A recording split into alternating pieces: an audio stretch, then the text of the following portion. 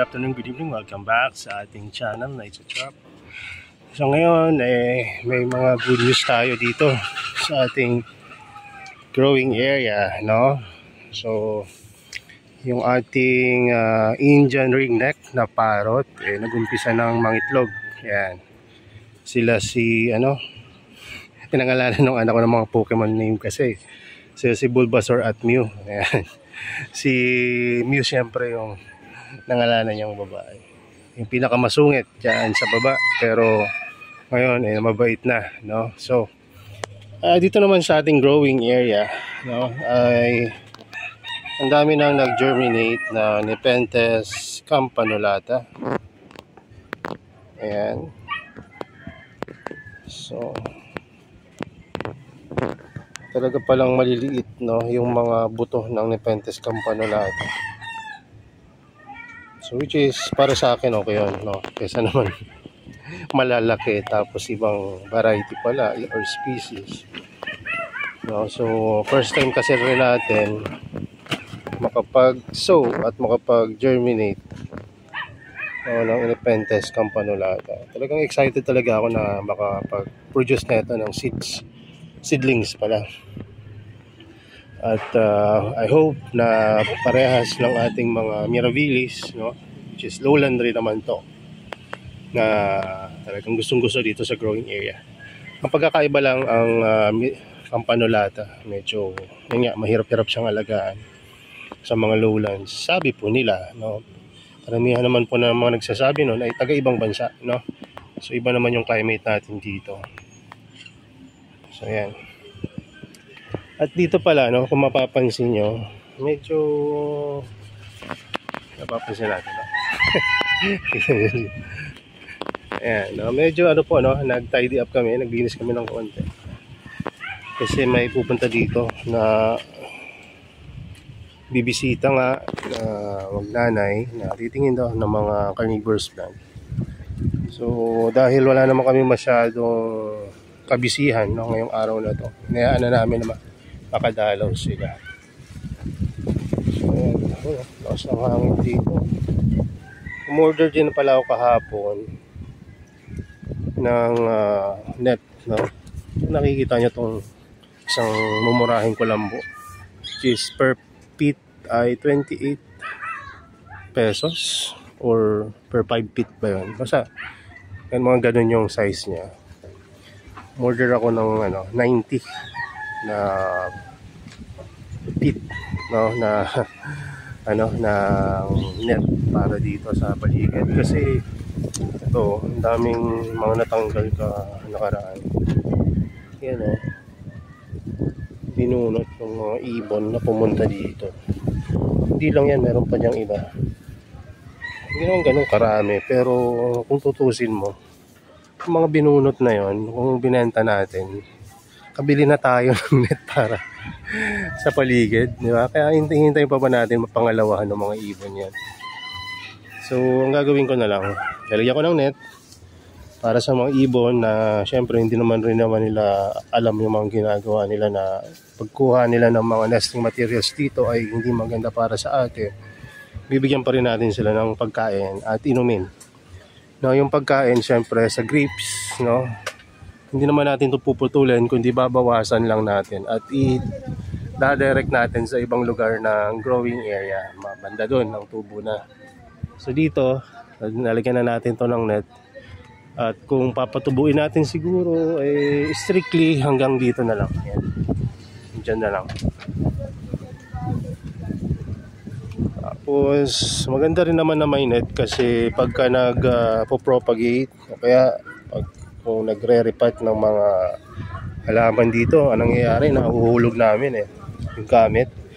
Minsan nahuhulog rin kahit halaman. Tapos ang mahirap pa nun pag seedlings o kaya mga rhizome or mga leaf pullings, biruin nyo kung gaano kaliit yun, nahanapin mo sa gubat sa ilalim. Diba? So kaya gagawin namin net sa paligid hanggang sa ilalim. So naging possible naman yan dito, at okay rin naman pagka nagre-repat ako, kahit mahulog siya, madaling mahanap, no? Kaya lang, pagka nahulog, kailangan hanapin mo agad. Kasi pagka nahulog yan dyan, at hindi mo rin naasikaso, tuyo rin eh. Pero dito, posible lang mapasok ng ibon pagka nilagyan mo na ng net yan sa paligid. Kasi dito nga, sa ginawa namin growing area dito, kahit daga eh, tinatamad ng pasukin yan. Although one time pinasok yan ng daga, hindi na naulit. Kasi ang ginawa ko dyan, naglagay ako ng mouse trap dito sa taas. So yung daga na makulit na nahuli ko rin naman. So mga update ngayon, may mga Nepenthes Venus flytrap na nagdo-dormant tulad nitong Black Star. Actually nagumpisa ng mag-hello uli eh, no? Pero karamihan sa kanila dormant stage pa rin. So pag dormant, ano bang ginagawa nyo? Hayaan lang, no? Huwag masyadong idilig ng gusto, hayaan lang na ganyan. Kung gusto nyo huwag masyadong parawan, po pwede rin naman. Yan. So pagka medyo gumising-gising na yan, pwede nang i-repat. Actually magre-repat na kami once malagyan ko na ng net dito sa paligid. So sir, anong gagawin nyo sa old medium? Itatago namin. Pero yung mga live sphagnumos dyan, gagamitin uli namin pang balot dun sa mga plants na itatanim namin dun sa new medium. Hindi pa masama yun sir, para baka makontaminate yung new medium nyo. So maaaring nga makontaminate, pero mahirap na kasing makahanap ng mga live sphagnumos na yung quality pulsan. So diba? So kapag pulsan na ba sir, no? Nasagot ko na rin yung mga tanong nyo. Pagka pulsan na ba yung sphagnumos, kailangan mo pa bang i-acclimate ulit?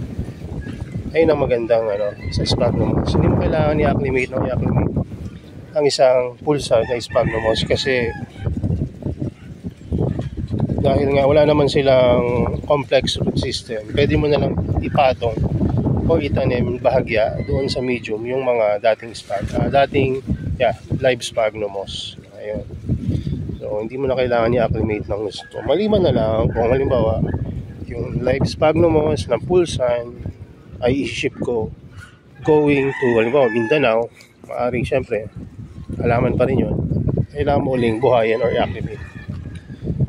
So kung pansinin nyo itong mga egg-spider natin, kaganito, lalaki, diba?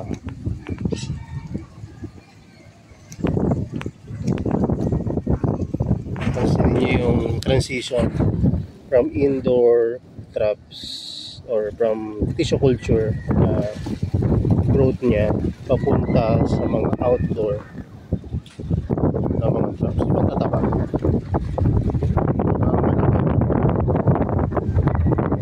Hindi nga lang pataas. Kung gusto mo maging pataas, talagyan mo ng grow light. Gawin mo hybrid or pure grow light.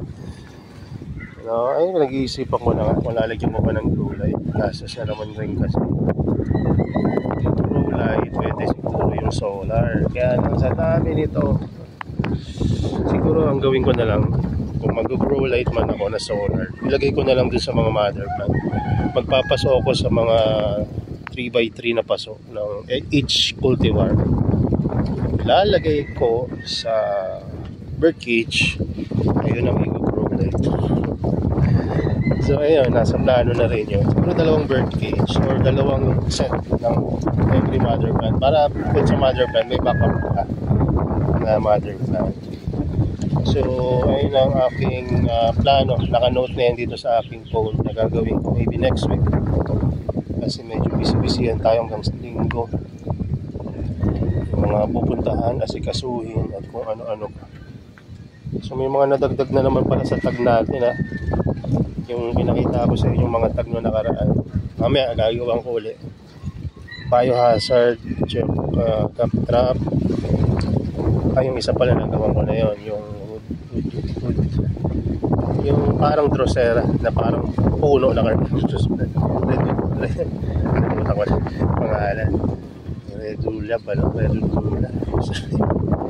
Ayun yung carnivorous plant na nakakahuli ng ibon na sobrang sticky. Hindi siya yung sticky na parang pinks or druid sanju. Talagang napaka-sticky niya. Hirap palisin. So kaya kung magre-recut kayo, no?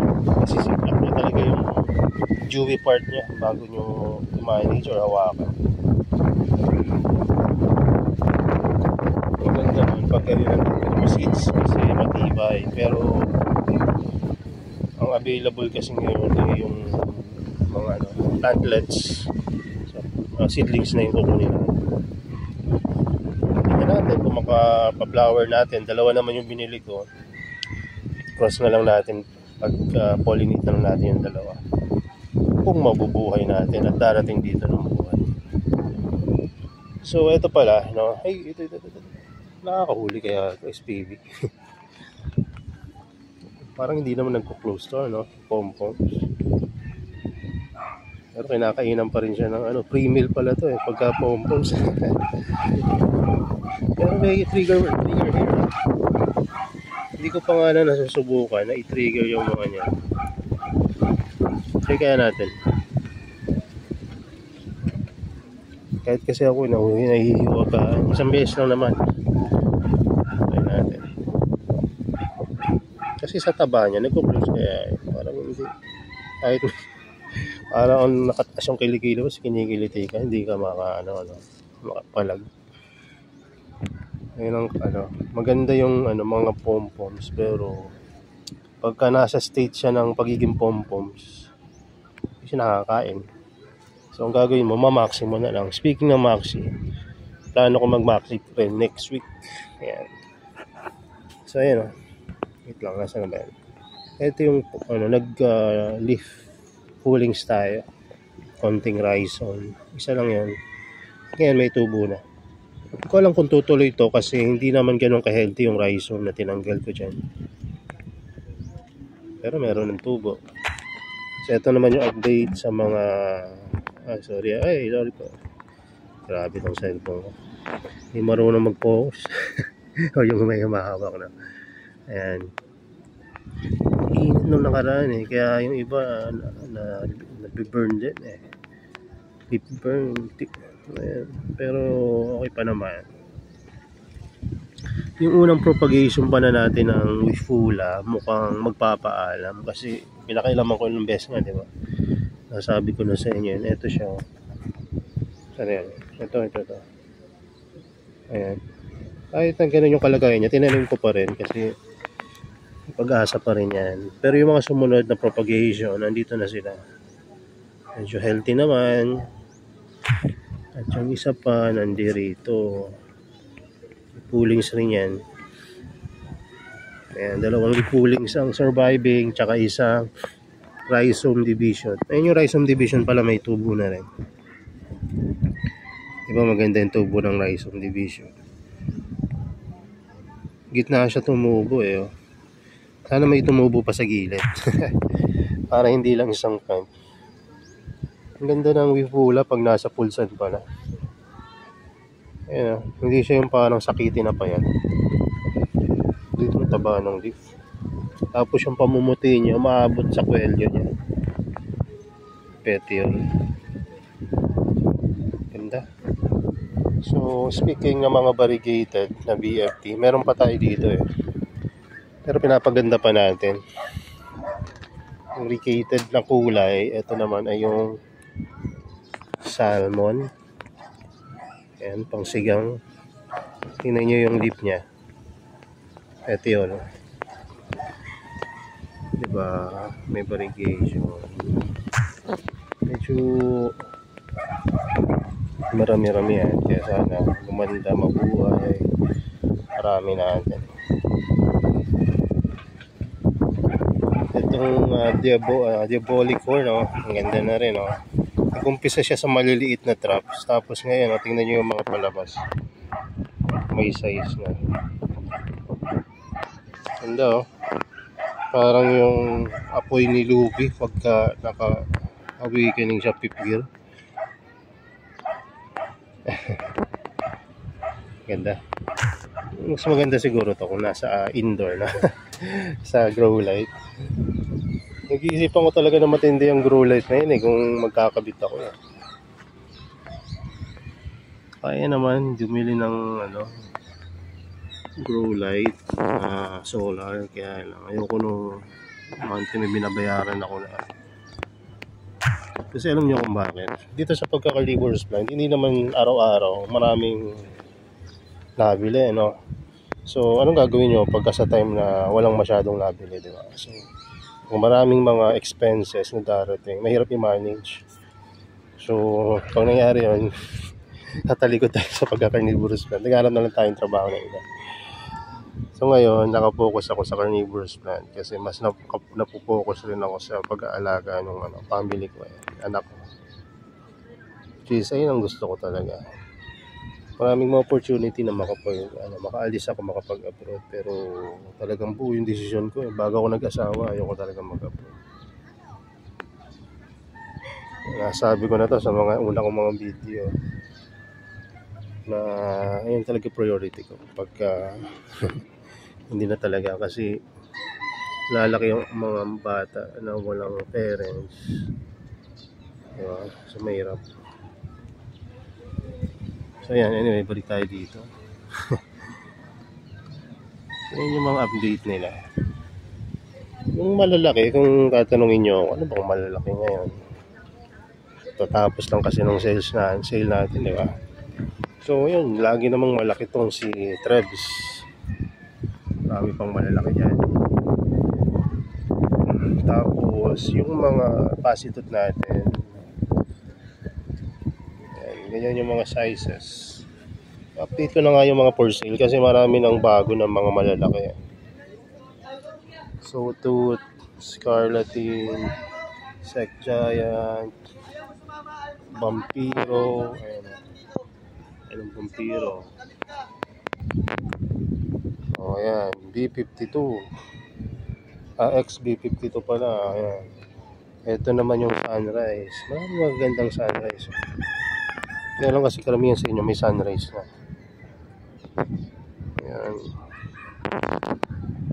Update tayo ng mga size. Tapos sa Red Microdent, may pang-out na tayong isang maliit. Ay hindi, muna pala tong maliit na to. Kasi hindi pa ganun kaganda.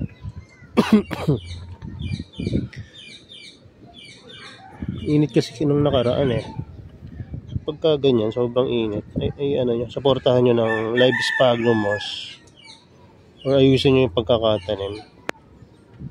Buti na tinitingnan ko kasi may mga dapat kang ayusin.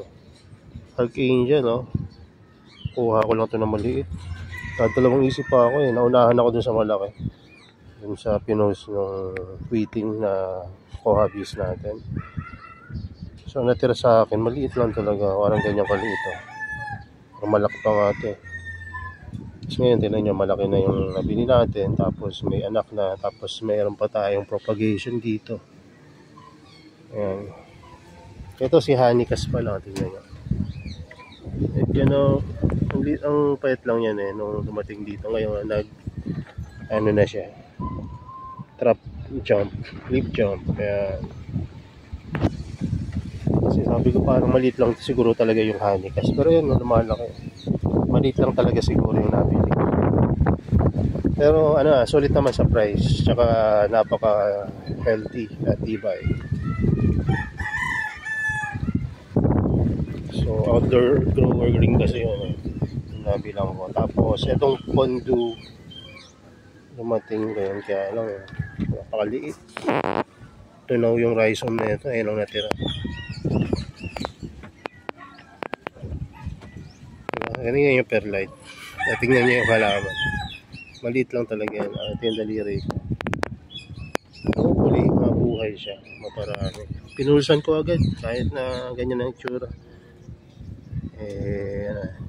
Hindi natin kung talagang kakayanin. Marami pa akong mga pinulsan dito. Like yung Adentate, Panel Trap, Big Mouth, Burbank Sketch, Red Moon. Ayan na, Red Moon. Hindi pa nabuka kasi wala pa siyang new trap na nilalabas. Bago lang rin kasi ito. Tatanim lang natin nung nakaraang gabi. Mag-iisang linggo na rin pala.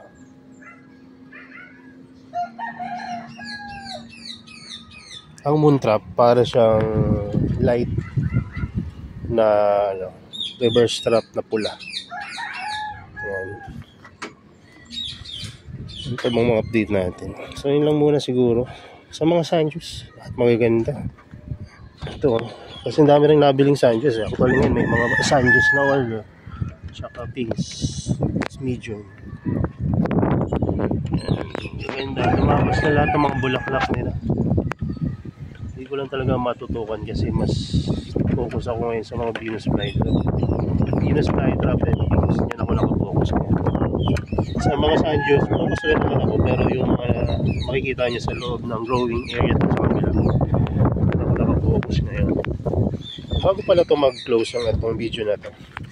Matapos, pakita ko lang sa inyo yung isang propagation ko dito ng Aphrodite. Baka kasi nagdadalawang isip kayo kung Aphrodite talaga yung nabili nyo. Ito yung Aphrodite na propagation ko sa pulsa. Yan. Ganyan ang Aphrodite kapag nakapulsan. Maliit pero maganda. Para star talaga eh. Diba? Star na star. Si Patrick. Maganda talaga.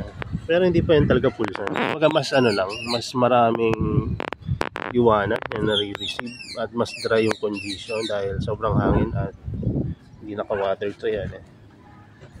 So ganyan. Buti nga merong nabuhay na propagation dito eh. O paano ko ginawa? Nakalimutan ko na kung nilagyan ko dito ng ng propagation si Pingicula Aphrodite. Buti na lang nabuhay siya yan. So ayun lang muna. Aasikaso muna dito tayo sa loob. Plano ko sana magtanggal ng mga grapes para makapagbenta uli ng cuttings. Kaya lang marami ng mga dahon akong naibigay dun sa mga ibon eh. Nasasayang yung mga dahon. Yung mga dahon kasi dito pinapakain namin sa mga ibon para may nginangat-ngat sila. Extra nutrients and activities sa mga ibon namin dito. So, napakaganda ng mga seedlings talaga eh. Kahit sabihin mong common yan, at napakarami ko na. Appreciate ko talaga sila. Hindi ka manghihinayang na hindi nauubos agad kasi nga, sa dami naman ito, pulon. Tignan mo naman pagka tumitingin ka dyan, di ba? Hindi sino ba namang hindi marerelax? Lalo na yung mga mahilig sa carnivorous plants. Di ba? Napakaganda. Tapos marami ka matututunan. Pagtitig pa lang sa halaman. Di ba? Maraming iba-ibang mga lumalabas na feature, shapes, condition. Feeling mo mamatay na yung mga plants. Biglang maya magbubuhay pa lang. Acclimate lang. Kumbaga tapos ito pala bago matapos ito, last na hirit ko na. May mga sphagnumos akala ko patapo na, yung parang gagawin mo na lang na medium, lagyan mo ng perlite, haluin mo, pero nabubuhay pa rin pala yung mga sphagnumos. Napakapangit ng kalagayan natin. Ito nandito na yan eh. Kumbaga hinayaan ko na lang talaga. Mapapansin nyo naman talaga na hinayaan ko na kasi kung sa hindi ko nalililinis, haba na ng mga damo. So tingnan nyo, nagsitubuan na naman yung heads nila. So kaya yung kung may mga propagation kayo, nag-give up kayo sa isang trace kasi sabi ko, sir, hindi ko mabuhay talaga yung sphagnums. Kahit anong gawin ko, nag-algae. So tiligan nyo pa rin. Huwag nyong i-waterlag nga lang ng gusto. Diligan nyo yung sakuan. Kasi actually ito parang sinukuan ko na nga. Kaya pinabayaan ko na lang. Hindi ko naman magamit na medium na kasi dami kong medium doon. Ba't ko pagagamitin may algae, di ba? So, hinayaan ko na lang. Tapos, after ng ilang mga buwan, ayan na sila ngayon. Hindi pa ganun ka-perfect, pero papunta na doon. Kasi ang sphagnums nabubuhay rin. Halaman din yan eh. Hanggat may buhay pa sila sa natitira sa kanila. Yung maliit na yon, makakangkal niya yung paso na pinaglagyan niya. Tutubo na uli yan. Given yung right condition and right timing.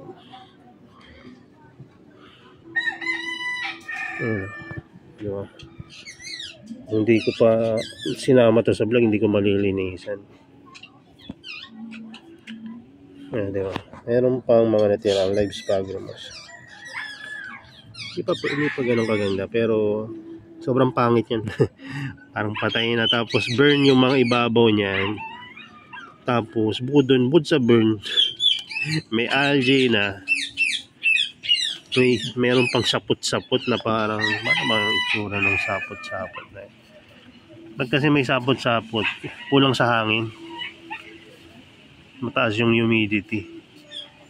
Maliban na lang yung sapot talaga ng spider mites, pero yung mga parang nagsasapot na yung algae, parang ganyan, no? May ganyan na. Pero ngayon, okay pa uli. Basta lang, aeration, tapos alalay rin sa tubig.